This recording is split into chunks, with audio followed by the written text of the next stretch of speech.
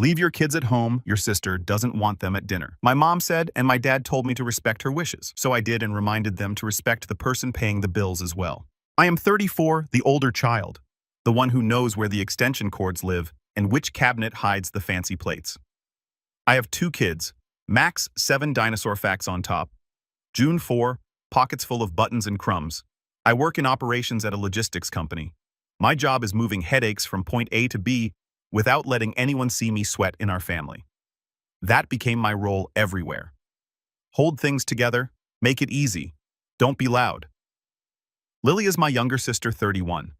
She has projects a ring light and parents who treat her calendar like a national holiday. If Lily posts thinking of starting a pop-up, mom texts me. Isn't she brave? If I get a raise, mom texts so proud. Can you still bring the pies? Christmas at my parents' house is a production. Candles, the gold deer that sheds glitter forever. A playlist dad calls timeless and I call oh no the sax solo. I bake sugar cookies because mine don't melt into blobs. Lily curates the vibe, which is code for bossing the room with a smile. We always ate elbow to elbow in that old living room and pretended to be a magazine spread. This year, mom said it would be smaller, refined. She said refined like she had a sponsorship. On the 25th at 2:17 p.m., I was frosting trees with Max and June. The kitchen smelled like vanilla and heat. Max kept trying to stand little gummy bears like soldiers. June hummed and stuck 1 star on every single cookie. Very serious. My phone lit up. Mom? I wiped my hands and answered on speaker. Edna, she said, already in motion. Quick thing about tonight. I turned the sheet pan so the cookies would cool evenly. Okay, leave your kids with the nanny. Lily's children do not want them on dinner. I thought maybe the mixer was too loud and I heard it wrong. I'm sorry. What? She stayed bright like a commercial. They've been clear about their boundaries. Your 2 are very active. The little one takes things. Tonight is formal. It's better if you come without them. June was leaning on the counter, holding a sprinkle star between 2 fingers like a diamond. I take stars, she whispered to herself. I felt that like a needle. I breathed in through my nose. Mom, they're your grandkids. It's Christmas. A second call flashed on my screen. Dad. I picked up. We have to respect their wishes, he said, his judgy voice. It'll be easier. Lily's kids have had a tough year. I'm not sending my kids to an empty house so I can sit at your table without them, I said. I kept my voice even. I always keep my voice even. They can open their gifts tomorrow, Mom said. A snap under the sugar. It's just one dinner. Don't be dramatic. In our house, I asked. A pause. We'll keep them here. Less back and forth. Max held up a T-Rex cookie with a crooked scarf. Mom, he's cold. He grinned. June added, mine is a galaxy. I turned away so they wouldn't see my face change. Say it clearly, I told Mom. You want me to leave Max and June at home? Your door is open to me, not to them. It's not personal, she said, which always means it's deeply personal. Lily's children are particular. Are Lily's children coming? Of course, indignant, as if I'd asked if water was wet. So it's not kid-free, I said. It's Max and June-free. Silence. Dad softened. Tried to land the plane. Let's not argue. Bring the cookies. Wear that red sweater your mother likes. Max tugged my sleeve. Can I wear the dinosaur sweater? I swallowed the hard thing in my throat. Send me the time, I said. 6 sharp. Mom chirped. Doors open. I hung up, took a photo of the cooling racks like proof that something lovely existed. Opened our family chat. I typed a single thumbs up emoji. I put the phone face down. In our kitchen, the fridge hummed a steady low sound. June drew a star on the fogged window with her finger. Max narrated a tiny war between gummy bears and a snowman. I watched my own hands spread white frosting in tidy lines and thought, so this is what it feels like to be cut out and asked to say thank you. By 6. I would have to choose. Walk into their house alone pretending it's fine. Or don't go. June said Grandma will see my dress. With that little hopeful tilt, I kissed her hair and said Grandma will see pictures. It tasted like I'd bitten foil. I pressed a candy star into a cookie and watched the sugar grit under my thumb, my hand shaking just enough to make the line crooked. If you're about to type, it's just dinner. Hold that thought. There's a trail to this night. It's not one crack. It's a sidewalk full of them. Since April, I've covered my parents' rent.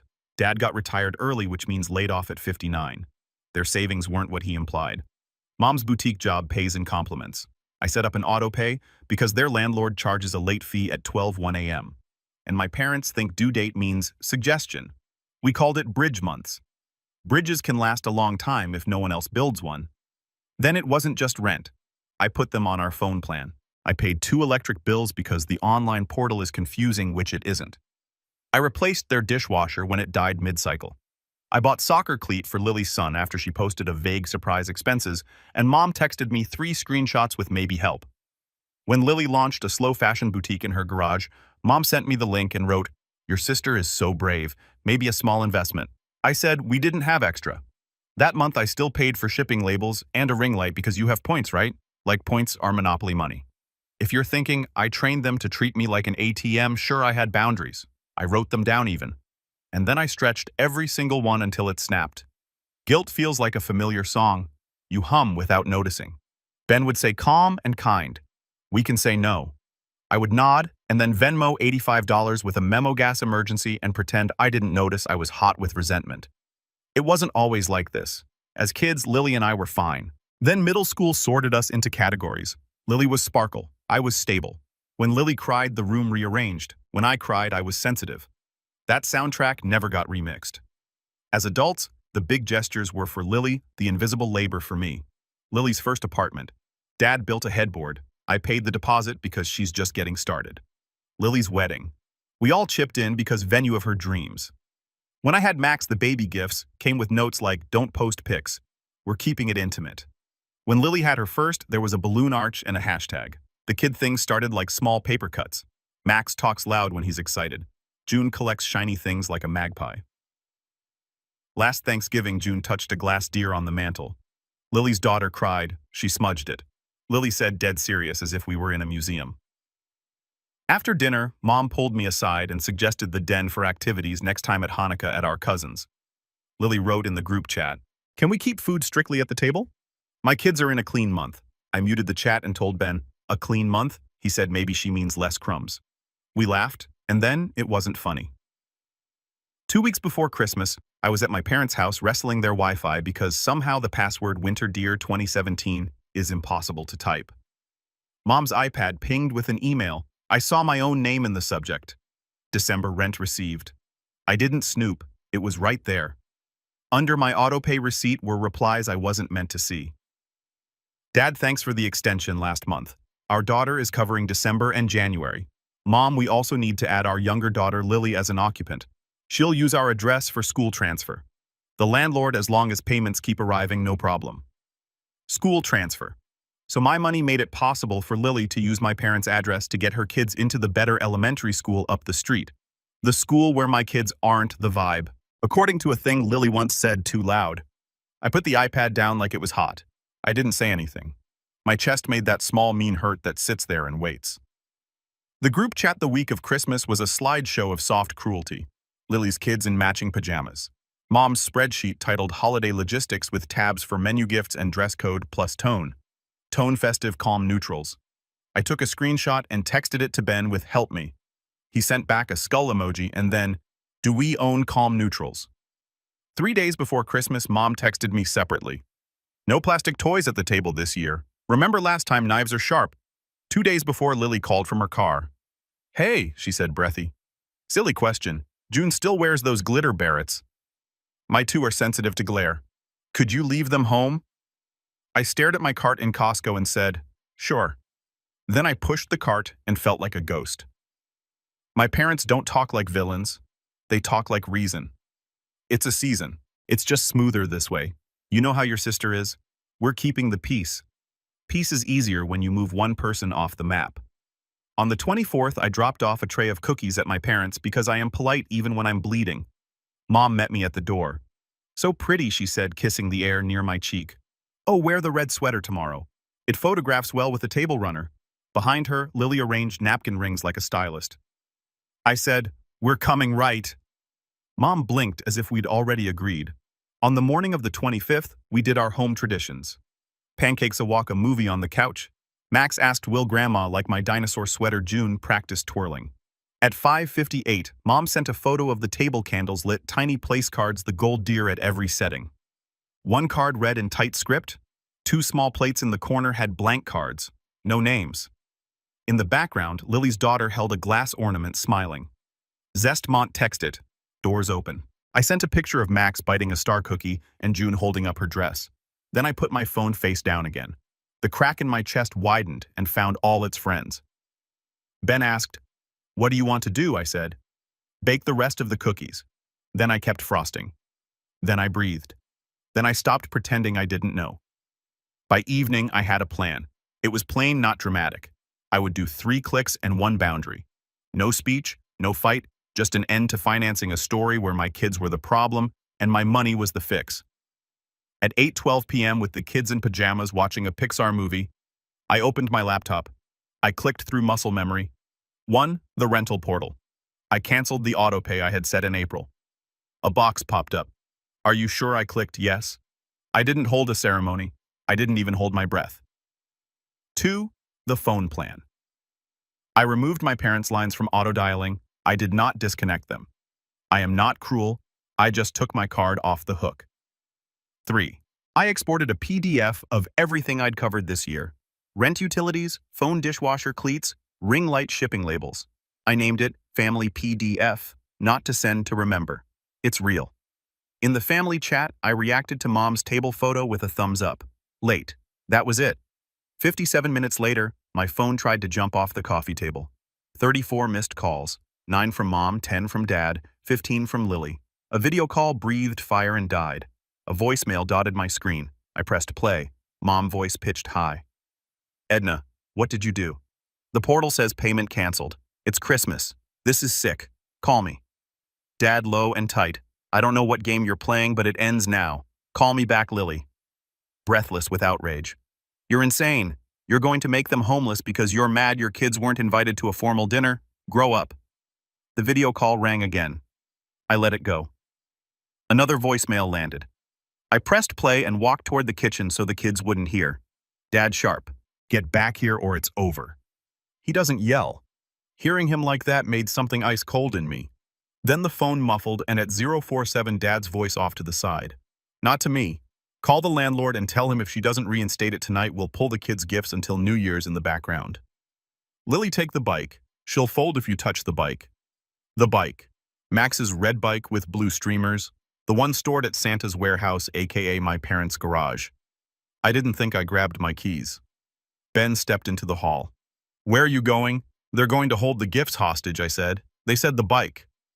He looked at my face and didn't argue. "I'm here. Drive safe." "Want me to come?" "I have to do it," I said. And he nodded, because he knows me. The drive was 8 minutes. That felt like the distance between old and new. The voicemail sat open on my passenger seat. I pressed replay and let it burn into me so I couldn't talk myself out of what I knew. Their house glowed warm. Through the window I saw Lily's kids in matching pajamas on the couch. The tree heavy with boxes. I knocked. Nothing. I knocked again. Mom opened the door with her mouth in a tight line. "You can't just," she started. I held up my phone and hit play. The line about the landlord, the gifts, the bike. Dad behind her went still. Lily rolled her eyes. Out of context, she said like a script. "Where's the bike?" I asked. "Edna." Dad said, hands up like he was calming a horse. "We can talk like adults." "I'm talking," I said. "Where's the bike?" "In the garage," he said finally. Jaw working. "Take it." "Are you happy?" "No," I said, "I'm not happy. But I'm done being stupid." Lily crossed her arms. "You cancel their rent and then steal the bike." "Wow. I paid for the rent." "Ben and I paid for the bike," I said, voice flat as a cutting board. "I'm taking what belongs to my kid." Mom stepped forward, voice sharp.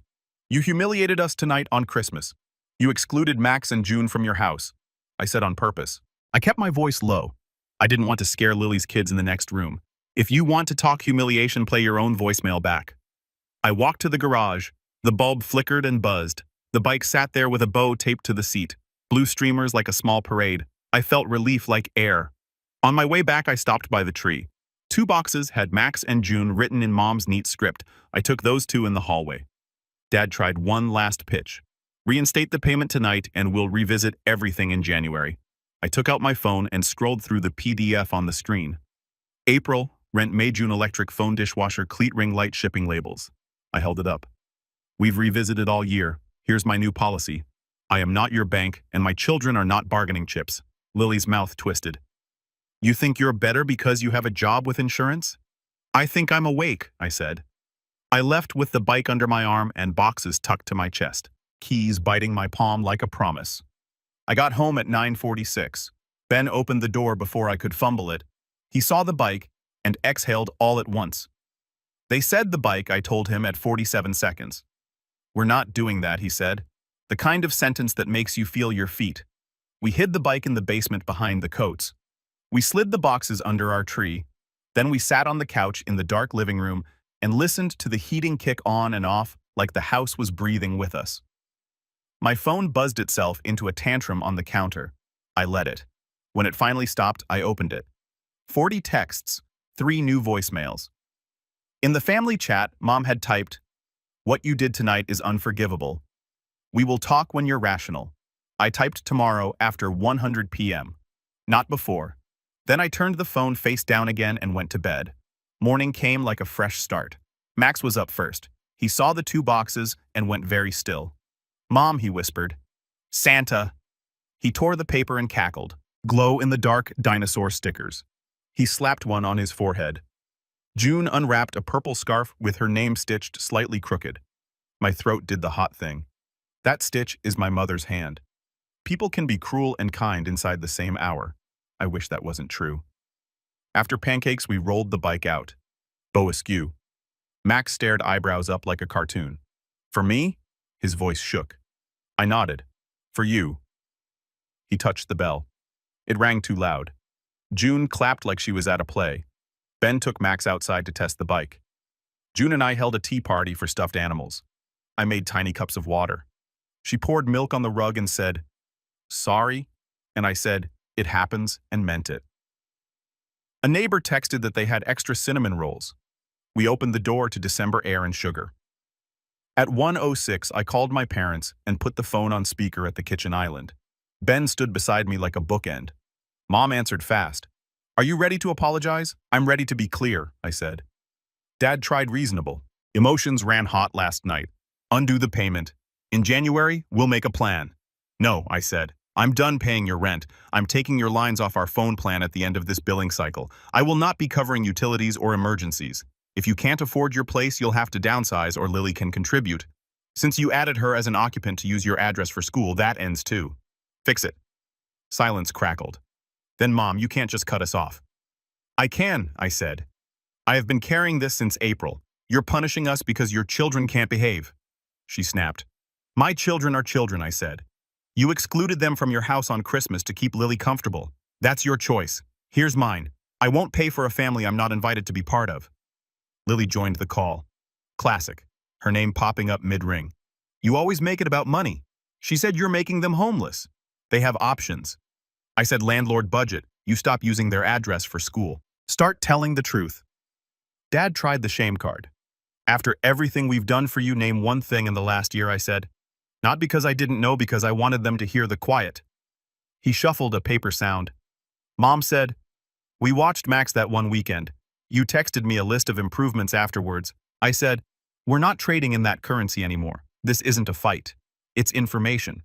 Boundaries, not punishment. If you want to see the kids, you can come to our house. Respect their noise, their Barretts, their existence. If you use them to leverage money again, you won't see them." Mom gasped. "You'd keep our grandchildren from us." "You did last night," I said. A pause stretched. Dad tried one more angle. "You're choosing your husband over your family. I'm choosing my family over your habits," I said. "Those are different." "I don't recognize you," Mom said. "I finally recognized myself," I said, and ended the call. We took the kids to the park. Max rode in wobbly circles and rang the bell like an ambulance. June collected 3 pine cones and named them. We came home with pink noses and made grilled cheese. I answered no messages. I breathed like I'd forgotten how and remembered again. Fallout came like weather. My aunt texted, "Proud of you. They've eaten your spine for years." My cousin sent a screenshot of Lily's Facebook post. "Some people weaponize money to control good families." Comments: "Haters going to hate. Stay strong, Queen." I didn't engage. A coworker dropped a bag with cocoa packets and a note. "You're not crazy." I cried in the pantry because kindness tilts me faster than cruelty. 2 days later, the landlord called because my name had been on the payments for months. Hi, he said, careful, just confirming the change. Do they have a plan? They'll contact you. I said, I'm not their treasurer. I like them. He said, it's just, I know. I said, it's time. Mom sent 13 texts in 1 hour that yo-yoed from attack to plea. You humiliated us. We can make a plan. Your children will miss out. Please help us find a smaller place. The last one. Can we come Saturday to bring their stockings? It sounded like my actual mother, the one who taught me to fold napkins like swans. Yes, I wrote. Saturday at 3. Just you and Dad. No speeches. They came at 3:07. Paper bag, red cheeks. Quiet. Dad looked older. Mom looked like she'd slept in yesterday's makeup. They sat on our couch. June climbed into Dad's lap with a book because she's sunlight like that. He read halting, then smoother. Mom handed out socks, chocolate Santa tiny oranges. No comments about Barrett's, no calm neutrals. When June said, "Do you like my sparkles?" Mom said, "I love your sparkles," and looked at me like she was taking a test and wanted to pass. We drank cocoa. We talked about the snow. No one said rent. No one said Lily. When they left, Mom hugged me. She said into my hair, very small, "I don't like the person I become when I'm afraid." Me either. I said it wasn't forgiveness, it was truth. The week after, Lily called twice. I didn't answer. She left a long voicemail about family systems and mutual aid. It ended with, "You always think you're better." I deleted it. Ben asked if I was okay. Yes, I said, because I'm not trying to be better. I'm trying to be done. By mid-January, my parents gave notice. They found a smaller place near the bus line. Dad sent a photo of a ground floor unit with a caption, "Cozy." Mom sent a screenshot of a budgeting app with, "We're trying." I didn't throw confetti. I texted back, "Proud of you," and meant it in a normal human way, not a savior way. Lily posted a GoFundMe for transitional costs. I didn't donate. A lot of people didn't. She posted about grit and community. She wrote me a text, "You made this happen." I didn't reply. Not every ball needs to be caught. Our house stayed light. Max learned to stop wobbling. June wore every Barrett's to dinner one night, and I told her she looked like a queen. We had neighbors over for soup, and the kids made a fort out of chairs and blankets. I stopped checking the family chat every hour. Some days I forgot it existed. One Tuesday in February, Dad texted a photo. Him and Mom on a small couch, 2 mugs, a cheap lamp, a shelf with a gold deer. "It looks silly here," he wrote. "We like it." "We like silly," I wrote. He replied, "Come by Sunday." "Come here Sunday," I wrote. "Max wants to show you how loud his bell is." He sent a thumbs up emoji. I laughed because of course he did. On Sunday they came. No Lily. Dad held the bike steady while Max rode on the sidewalk. Mom and June did stickers at the table. Mom stuck a star to her own sweater and didn't flinch. We ate spaghetti. They left early because buses. The house felt normal after. Not perfect, just ours. I wish I could tell you everyone learned and no one backslid. That's not real. Mom still sent me an article about calm homes once, and I sent back a photo of June covered in glitter with a caption. Lily posted vague shade and 3 friends liked it. But the shape of the thing changed. The center moved. It moved to my house. It moved to my kids. It moved to me. I used to think being a good daughter meant absorbing heat so no one else burned. Bring the cookies, wear the sweater, say yes, pay quietly, be gracious. I thought if I was excellent at being useful, they would be excellent at loving me back. That's not how any of this works. Here's what I know now. Love without respect feels like theft. Boundaries aren't punishments. They're fences, so the garden survives. When Mom said leave your kids, the translation was leave the parts of you that don't serve Lily. When Dad said we have to respect their wishes, it meant we respect whoever shouts loudest. When I canceled that autopay, I didn't become cruel. I became honest. People say money complicates families. Money doesn't. Secrets do. Entitlement does. The story we all tell together does. My old story. Edna pays, Edna smooths. Edna is steady, Edna disappears. The new one. Edna is a person, not a wallet. Her kids are people, not props. Her house is a place where you are wanted as you are or not at all. My children won't remember the whole fight. They'll remember the bike bell. Too loud, the cocoa, the day Grandma put a sticker star on her sweater and laughed. They'll remember that our door opens for people who see them and closes to people who don't, even if those people are family, even if it hurts. I can't fix the system that built Lily into a sun my parents could orbit. I don't have to stand in its heat. If she calls one day and says I'm sorry, I'll answer. If she calls and says, you owe me, I won't. I'm not required to fund a lie so everyone can keep pretending. My parents are learning. Slow. Some days mom texts a photo of a pot roast in a tiny oven and writes, too dry, and I send a link to a recipe and a heart. Some days dad sends a picture of him and June on the couch reading The Gold Deer in the corner and my chest hurts in a new way. Not sharp, just full. We are not fixed. We are different. The red bike lives in our garage now scraped on one handlebar where Max tipped it. Every time I see it, I hear Dad's voice at 047. And then I hear Max's laugh when the bell rings. I remember grabbing my keys. I remember choosing us. So here's the moral plane. I will not be the bank. I will not be the scapegoat. I will not be the silence that makes everyone else comfortable. I will be the mother whose kids always have a seat at my table with extra cookies and glitter allowed. If that costs me invitations, good. We're not collecting invitations anymore. We are collecting people who know the difference between being tolerated and being despised.